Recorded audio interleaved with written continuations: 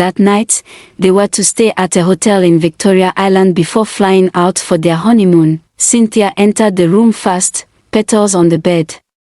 Dim lights. Soft music. She turned to say something. But Emeka wasn't behind her. She looked at the door. It was shut. Emeka.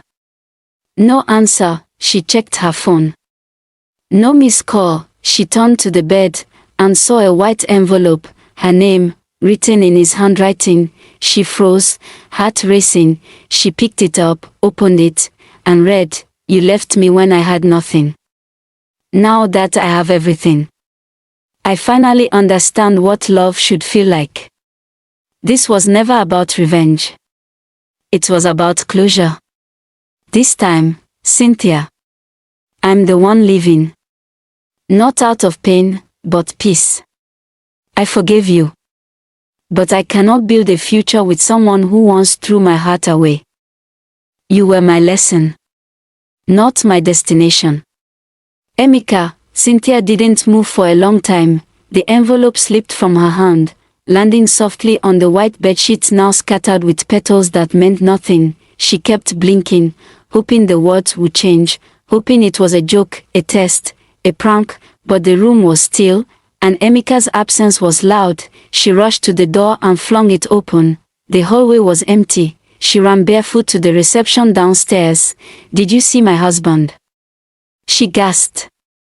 Tall, dark-skinned, wearing a wine-colored native, he came in with me.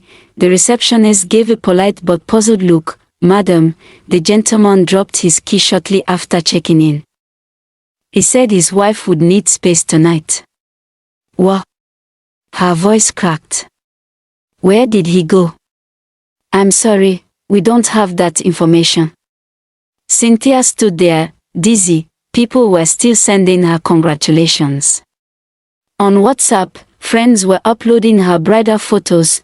Her Instagram was on fire, but she was alone, in her wedding gown, with her makeup still perfect, and a letter that shattered her soul in fewer words than she ever gave him. She went back to the room, sat on the floor, and cried.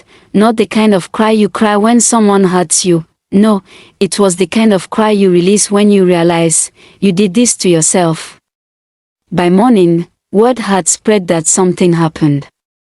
After the wedding, Cynthia said nothing. When people asked where Emeka was, she smiled and said, "He traveled ahead for business. I'll join him soon." But Emeka, gone, no social media trace, no address, not even mutual friends knew where he was. 1 month later, she tried contacting his driver, number switched off. She tried calling the wedding photographer to ask for his house address. The man said gently, "I was paid to take pictures, not ask questions." 6 months passed. Cynthia stopped wearing her ring. She moved back to her small flat. She took a new job as a customer care agent, but even the headset weighed on her head like guilt. People eventually forgot, but she didn't. Every time she passed by a man roasting corn, she remembered. Every time she saw a wedding gown in a shop, her chest tightened. And every time someone said, "Wow, you were married to that Emeka," she smiled. Yes, she would say, but not for long. Some stories don't end in happily ever after. Some end in reflection, in silence, in lessons that echo for a lifetime. Cynthia learned that love isn't a bridge you can burn and rebuild at your convenience.